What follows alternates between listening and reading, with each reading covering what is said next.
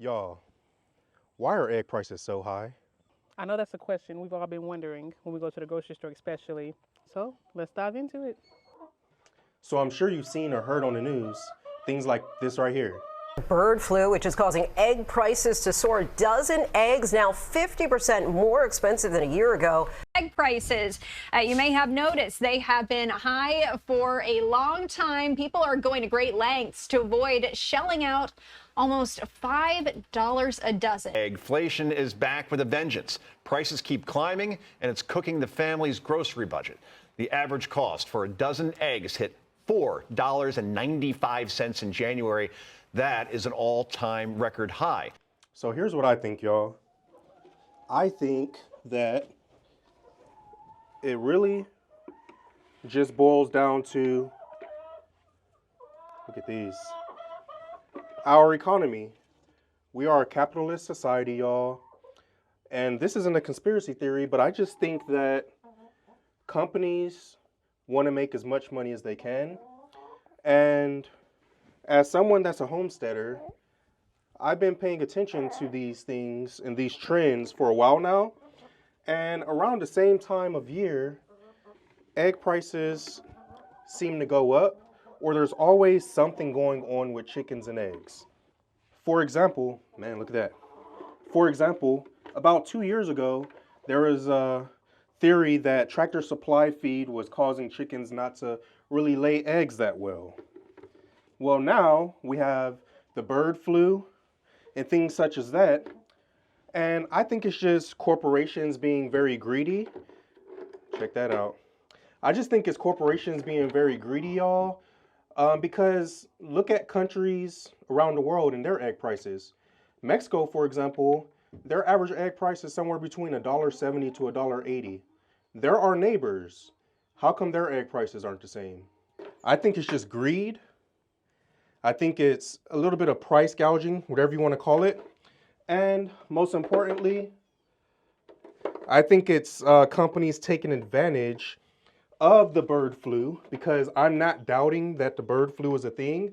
I just think, how is the bird flu impacting chicken eggs, but not other industries?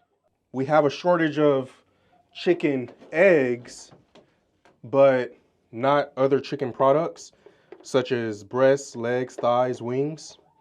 I don't know, y'all. Sounds strange to me. Does it sound strange to you? You let me know in the comments.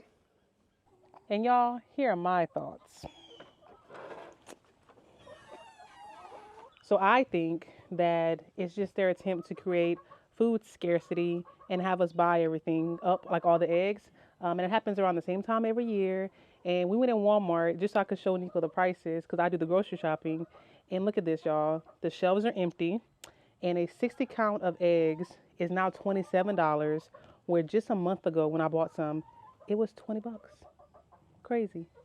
And of course, whenever there's a problem, people always have what they consider to be the solution.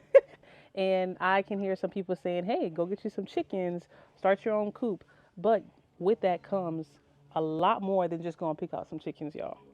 To Natalie's point, y'all, during the pandemic, a lot of people bought chickens. How many of them do you think still have chickens? Take into consideration the cost of eggs right now, which are high, but if you get your own chickens, you have to buy a chicken coop. The cheapest chicken coop I could find on Tractor Supply is on the screen right now. But what about their feed? What about scratch or other snacks? What about nesting pads? What about a way to give them water? When you buy all of those things, I put it into a cart on Tractor Supply. It came out to $435, and that's only for 4 to 6 chickens based on that coop. You still haven't even bought the chickens yet. So all I'm saying is prices are high right now, but there's a lot of things to take into consideration if you're thinking about getting chickens yourself. Speaking of chickens, if you buy your chicks during the spring when you could typically find them, they're cheaper. You could get them for $2, $3, maybe up to $6 a chick, depending on the breed. But you have to take into consideration that chickens don't start laying eggs until they're about 4.5 to 5 months old. So if you buy chicks and you're only going to have 4 to 6, based on this example, you're waiting for eggs. And if you want to buy some hens that are already laying eggs, those are going to run you about $20 per hen, depending on the breed. Yeah. Something to consider. Unless you have someone who just gives you some. Which we've done for a lot of our friends, actually. Yeah, we have. And it's interesting because now with the egg prices, y'all, we've had more friends reaching out to us like, hey, I'm thinking about starting a coop. What do I need? What are the basic necessities? Which is one of the reasons they made us get on this topic today. Right. And we're like, hey, we'll give you some chickens if you get the setup done. But one of the other things that people have to consider, it's easy to say go get you some chickens, but you have to think about where you live, because if you live in a condo, if you live in a neighborhood with an HOA, A townhouse. And some neighborhoods allow you, but some don't. And chickens do make noise. They're not something that you could just hide in the backyard. Especially a rooster. Especially a rooster. We don't have roosters We don't have a right rooster, now. but if Yeah. you do, yeah. So that's something else to think about is, can you even have chickens? Are you even allowed to? But yeah. And y'all, we are not trying to convince you not to get chickens. I promise. No, we love our chickens. We just want to ensure that you're considering everything, because similar to the pandemic, when a lot of people got chickens, there's a lot that people didn't take into consideration. And I think it's the thing where people want to have that food security. And so by default, you do it. But then it's the long game. Chickens are not a short-term thing. You got to be in it for the long haul. Like, we know we built this chicken coop. We're not getting our money back for this. Did we even mention that chickens don't lay eggs year-round? Oh, no, they don't. Okay, y'all. So the reason, some of you may be in the comments already, like, Natalie, you have chickens. Why did you go buy eggs? The reason I had to buy eggs from, like, I would say November up until 3 weeks ago. About 2 or 3 weeks ago. Yeah. Was because the hens weren't laying. So there's a couple months throughout the year that they do not lay. And so then we do have to buy eggs. But if we have a good enough stash, they'll last for a couple months. And if we watch them put in the fridge, even longer. But we eat a lot of eggs, y'all. And I think it really depends on where you live in the country Yeah. or the world that dictates when your hens will stop laying eggs and for how long, Yeah. because it's all based on daylight. Yeah, but we had to buy eggs, and we have chickens. So that's something else to think about. Something to think about. Well, now that you know the pros and some of the cons of having chickens, once again, not trying to convince you not to get chickens, but if you happen to be one of the people that can't get your own flock, there's still ways that you can circumvent these super high prices right now to ensure that you're not getting taken advantage of as we navigate the bird flu. And y'all, I'm sure there's some people who could argue that there's nothing you can actually do, but we disagree. And some of those things that you could do is buy eggs from a local farm, or they have like farmers market.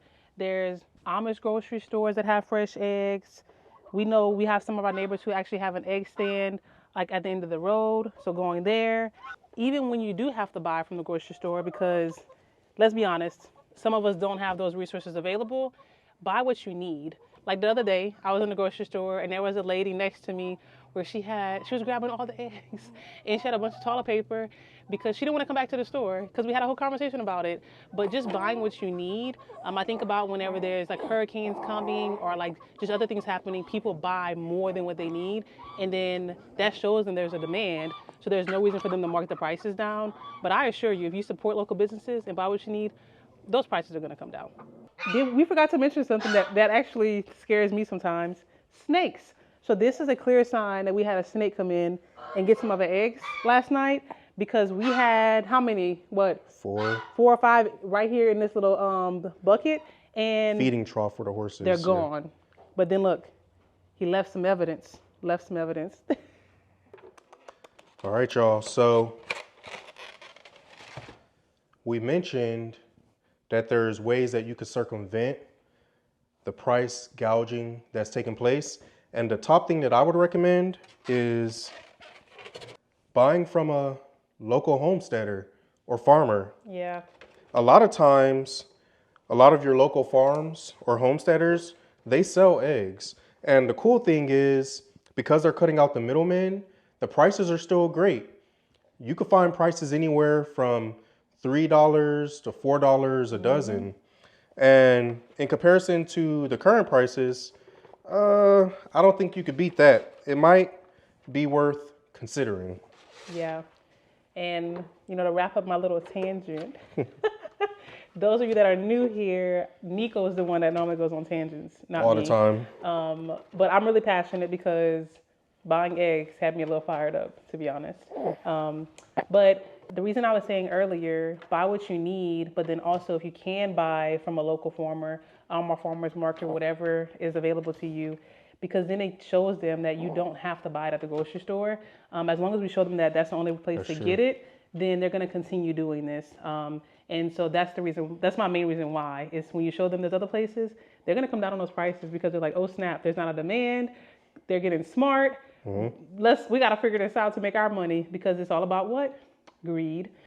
So yeah, if you're not in a position to beat the pricing by getting your own flock, then find that local farmer. Because if you build a fancy coop, like the coop you saw us in at the start of the video, you'll get your return on investment in like $21.55. If that. If that. The coop that's at the barn, that's a coop that you can build yourself for less than $100. Yeah.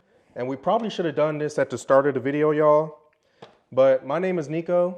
I'm Natalie. We have 4 children. This is baby Capri. And we have a homestead channel, if you can't already tell. If you're new here, please consider subscribing, liking, sharing. And we'll see y'all in the next one. Yeah. Peace.